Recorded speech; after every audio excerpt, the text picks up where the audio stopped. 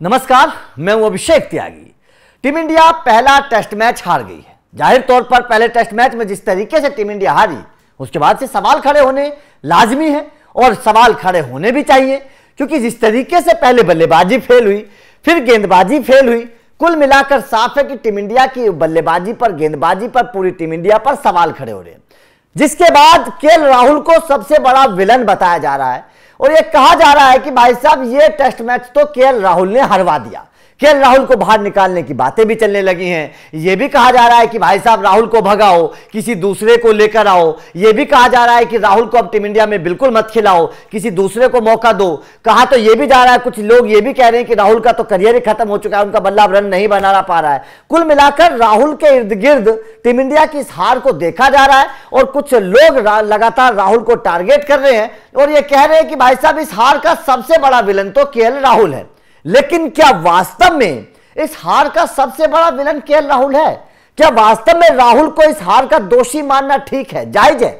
क्योंकि मैं आपको जो 5 कारण बताने वाला हूं, इन 5 कारणों के इर्द गिर्द ये हार थी। और जब आप ये 5 कारण सुनेंगे तो आप भी कहेंगे कि वास्तव में राहुल को तो हम दोषी बेवजह की बता रहे हैं, राहुल को तो विलन बेवजह की बताया जा रहा है। असली हार का कारण तो ये 5 कारण हैं, जिन 5 कारणों को लेकर मैं आप लोगों को बताने वाला हूं। तो चलिए पहले कारण का डिस्कस करते हैं कि पहला कारण क्या था। नंबर 1 कारण जो है उसको लेकर भी लगातार चर्चाएं चल रही हैं और नंबर 1 कारण है स्पिनर को खिलाना। जब टीम इंडिया को पहले पता था, मौसम विभाग लगातार इस बात को चीख चीख कर बोल रहा था कि भैया बारिश पड़ेगी।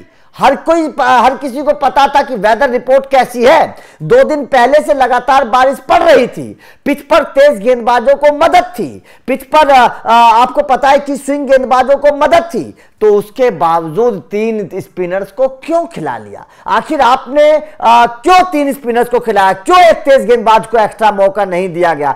क्यों आकाशदीप सिंह को बाहर कर दिया गया जिसने बेहतर परफॉर्मेंस करके दिखाया था? तो भाई साहब इसको तो कोई नहीं बोलेगा, कोई नहीं सेलेक्टर्स के ऊपर सवाल खड़ेगा। यह बात तो कोई नहीं बोलेगा कि आपने अपना दिमाग कोच और कप्तान ने क्यों नहीं लगाया, क्यों 3 स्पिनर्स को खिला लिया, क्यों तेज गेंदबाजों को नहीं खिलाया, 3 तेज गेंदबाजों को नहीं खिलाया। अगर यह होता तो शायद इस मैच का रिजल्ट कुछ और हो सकता था, क्योंकि आपने देखा न्यूजीलैंड के तेज गेंदबाजों ने किस तरीके की परफॉर्मेंस करके दिखाई। तो ऐसे में टीम इंडिया भी कर सकती थी। जब पता था पहले कि भाई साहब तेज गेंदबाजी को मदद यहां पर मिलेगी, पिच पर मतलब नमी है और उसका कंडीशंस का फायदा तेज गेंदबाजों को मिलेगा, तो तेज गेंदबाजों को खिलाना चाहिए था। इसको कोई नहीं बोलेगा। दूसरा कारण देख लीजिए।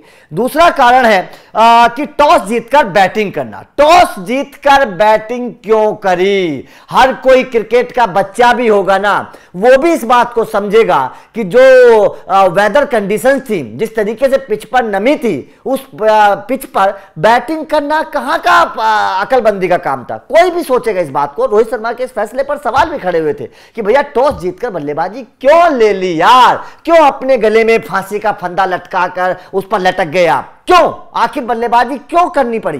क्यों गेंदबाजी नहीं की आपने? आप अगर गेंदबाजी करते तो हो सकता है कि न्यूजीलैंड की टीम 46 रनों पर आउट हो सकती थी। आपने पहले बल्लेबाजी चुन ली, उस कंडीशंस का फायदा न्यूजीलैंड को मिल गया, उनके तेज गेंदबाजों ने कमाल कर दिया, 46 रनों पर टीम इंडिया को आउट कर दिया और वहीं से ही टीम इंडिया के हाथ से मैच निकल गया था। अगर वो कंडीशंस का फायदा टीम इंडिया के तेज गेंदबाज उठाते तो मुझे ऐसा लगता है कि शायद इस मैच का रिजल्ट भी कुछ और हो सकता था। लेकिन पता नहीं कहां बैठे हुए थे, कहां दिमाग लगा रहे थे।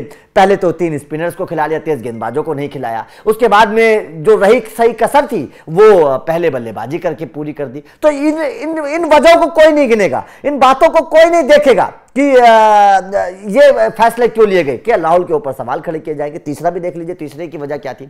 तीसरा है कि टीम सऊदी को रोकने में नाकाम रही। देखिए ये कोई इस मैच की बात नहीं है, हमने पहले कई बार इस तरीके की चीजें देखी हैं। जब टीम इंडिया के जो गेंदबाज हैं ऊपरी क्रम को आउट कर देते हैं, लेकिन निचला क्रम उनको परेशान करता है। टीम सऊदी एक गेंदबाज है, बल्लेबाज नहीं है, लेकिन उसके बावजूद टीम सऊदी से आप अर्धशतक लगवा देते हैं, टीम सऊदी से 100 रनों की साझेदारी करवा देते हैं। तो भाई साहब आपकी गेंदबाजी कहां चली जाती है? आप क्यों शिकंजा नहीं कस पाते? आप जो शिकंजा कसते हैं उसको ढीला क्यों छोड़ देते हैं? इसको कोई नहीं देखेगा। अगर वहां पर वो टीम सऊदी की साझेदारी ना होती रचिन रविंद्र के साथ, तो शायद पहली पारी में वो 100 रन कम बनाती, न्यूजीलैंड कम से कम 100 रन कम बनाती और उस 100 रन का फायदा टीम इंडिया का होता, चौथी पारी में फायदा होता, शायद इस मैच का रिजल्ट कुछ और हो सकता था। लेकिन टीम सऊदी को नहीं रोक पाई। इस कमी को कोई नहीं देखेगा, इस कमी को लेकर कोई बात नहीं करेगा। चौथी बात भी देख लीजिए, चौथी कमी को भी देख लीजिए, उसकी चर्चा हो रही है। पहली पारी में सिर्फ 46 रनों पर ऑल टीम आउट। आखिर कहां बल्लेबाजी क्यों नहीं सोच समझ कर की गई? आप स्विंग कंडीशंस में क्यों 46 रनों पर ऑल टीम आउट हो गए? आप अपने घर में, जब आपको पता था, कप्तान ने टॉस जीतकर खुद फैसला किया था ना कि भाई पहले बल्लेबाजी हम करेंगे, आखिर क्यों कामयाब नहीं हो पाए? क्यों कप्तान नहीं समझ पाए कंडीशंस को? 46 रनों की जैसी आप इतनी छोटी स्कोर पर कैसे आउट हो जाते हैं? आप उन कंडीशंस को क्यों नहीं भांप पाए?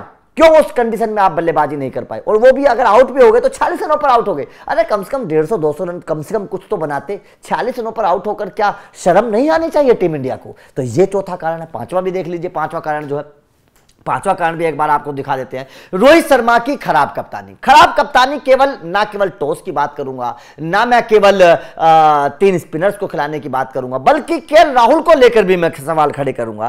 केएल राहुल का जहां इस्तेमाल होना चाहिए था वहां नहीं हुआ। केएल राहुल को बहुत नीचे खिलाया गया। केएल राहुल इतने नीचे नहीं खेलते, केएल राहुल को ऊपर खिलाना चाहिए था। केएल राहुल ऊपरी क्रम के बल्लेबाज है, आप उनको ऊपर खिलाते शायद मेरे हिसाब से बेहतर होता। लेकिन केएल राहुल को ऊपर नहीं खिलाया गया, उनको ज्यादा नीचे खिलाया गया और वहां पर वो फेल हो गए। तो जाहिर तौर पर, और कई सारे और भी फैसले थे, तो यहां पर रोहित शर्मा की कप्तानी पर सवाल खड़े हो रहे हैं और लगातार निशाना साधा जा रहा है किस पर? केएल राहुल पर। यह कहा जा रहा है कि भैया राहुल को बाहर भगा दो, यह कहा जा रहा है कि राहुल को मत खिलाओ, यह कहा जा रहा है कि राहुल का तो करियर खत्म हो चुका है, यह कहा जा रहा है कि राहुल की तो बल्लेबाजी बेकार है। अरे भैया राहुल पर सवाल खड़े करने वालों, इन 5 सवालों का जवाब भी दे दो। इन 5 सवालों का जवाब है क्या टीम इंडिया के पास? क्या इन 5 सवालों का जवाब टीम इंडिया मैनेजमेंट दे पाएगा? क्या इन 5 सवालों का जवाब टीम इंडिया मैनेजमेंट ये सोच पाएगा कि भाई साहब टॉस जीतकर पहले बल्लेबाजी क्यों करी? कौन जवाब देगा इस बात का? कोच गंभीर देंगे या कप्तान रोहित शर्मा देंगे? कौन देगा इस बात का जवाब कि 3 स्पिनर्स को क्यों खिला लिया? जबकि कंडीशंस के बारे में पता था कि बैंगलोर की कंडीशंस जो होंगी वो तेज गेंदबाजों के लिए फायदेमंद होगी। यहां पर पिच में जो नमी है उस पर तेज गेंदबाजों को मदद मिलेगी, ये पहले से पता था। हर कोई जानता था वेदर रिपोर्ट, लेकिन किसी ने इस बारे में सोचा ही नहीं। कौन जवाब देगा? लेकिन केएल राहुल के ऊपर लगी हुई है पब्लिक, उनके पीछा कर रही है, उन पर लगातार आलोचना किया जा रहा है, उनको लगातार उन पर सवाल खड़े किए जा रहे हैं। लेकिन टीम इंडिया के इन गलत फैसलों पर कोई नहीं बोलेगा। कोई नहीं बोलेगा कि स्पिनर्स को क्यों खिला लिया, पहले बल्लेबाजी क्यों कर ली, क्यों आप टीम सऊदी को नहीं रोक पाए, क्यों आप 46 रनों पर आउट हो गए। कोई नहीं बोलेगा। तो जाहिर तौर पर इन सवालों का जवाब देना पड़ेगा। आप केवल केएल राहुल के ऊपर उनको विलन बना देंगे, उन्हीं के ऊपर आरोप लगाने लगे, तो इससे हल नहीं निकलने वाला। इस हार का हल इससे नहीं निकलने वाला है। इस हार का हल निकालने के लिए आपको बैठना पड़ेगा, बातचीत करनी पड़ेगी, अपनी गलतियों को सुधारना पड़ेगा। तो आपका इस खबर पर क्या कहना है? क्या आपको लगता है वास्तव में केएल राहुल को विलन बनाना, आरोपी बताना गलत है? वास्तव में टीम इंडिया की हार की वजह कुछ और है? कमेंट करके अपनी राय जरूर दीजिएगा। वीडियो अच्छी लगी हो तो लाइक कोशिश जरूर करिएगा, चैनल को सब्सक्राइब करिएगा, क्योंकि अपडेट लगातार मिलते रहेंगे। Thank you very much.